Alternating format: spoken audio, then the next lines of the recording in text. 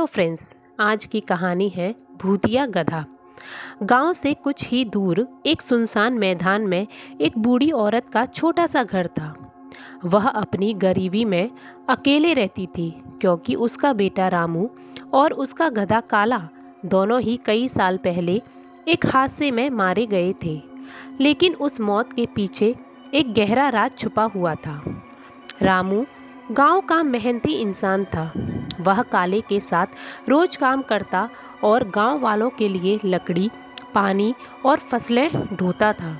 हालांकि रामू का स्वभाव थोड़ा सख्त था और कई बार वह गांव वालों से अपना मेहनत मांगते वक्त झगड़ा करता था।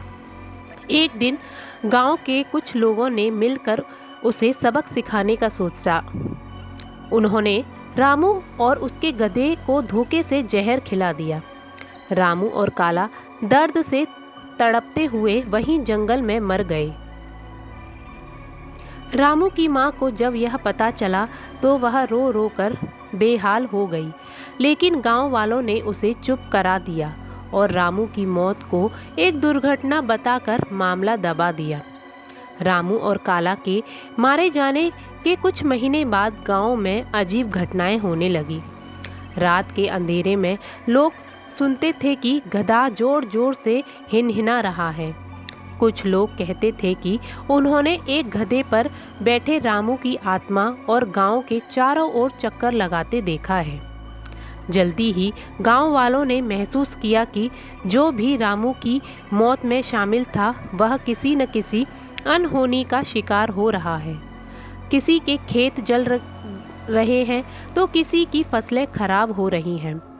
एक दिन गांव के सबसे ताकतवर आदमी, जिसने रामू को जहर देने की साजिश रची थी, अपने घर में संदिग्ध परिस्थितियों में मारा गया। रामू की बूढ़ी माँ इस बीच पूरी तरह टूट चुकी थी। वह गांव वालों से बार बार कहती, मेरे बेटी की आत्मा को इंसाफ चाहिए। तुम लोगों ने उसके साथ जो किया उसकी सज़ा जरूर मिलेगी। एक रात जब बूढ़ी माँ की भी मौत हो गई तो गांव में कुछ अनहोनी और भयानक घटनाएं होने लगी।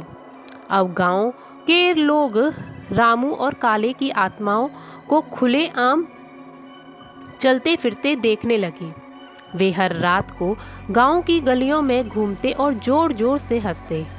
रामू का गधा हर उस घर के बाहर खड़ा हो जाता जिसने उसकी हत्या में साथ दिया था। गांव वाले डर के मारे पंडितों, तांत्रिकों और साधुओं को बुलाने लगे, लेकिन कोई भी रामू और काले की आत्मा को रोक नहीं पाया। अंत में एक बूढ़े साधु ने गांव वालों से कहा, तुम्हें अपनी गलती माननी होगी और उसकी आत्मा से माफ़ी मांगनी होगी, तभी इस श्राप से मुक्ति पा सकते हो तुम लोग। गांव वालों ने मिलकर राजू और उसकी माँ के नाम का मंदिर बनवाया और काले की याद में एक जगह गधा मेला शुरू किया। इसके बाद से रामू और काले की आत्माओं का आतंक खत्म हो गया। लेकिन गांव के लोग आज भी उस रात को याद करते हैं तो रामू और गधा काले के साथ साथ न्याय मांगने आ जाते हैं। भले ही कोई इंसाफ या जानवर गरीब हो, उसके साथ अन्याय करना सबसे बड़ा पाप है। हर बुरी कार्रवाई का एक दिन हिसाब जरूर देना पड़ता है। तो फ्रेंड्स, अगर जो भी ऐसे करते हों तो प्लीज़ सुधर जाओ। और अगर मेरी कहानी आपको पसंद आई हो तो मेरे चैनल को सब्सक्राइब करिएगा।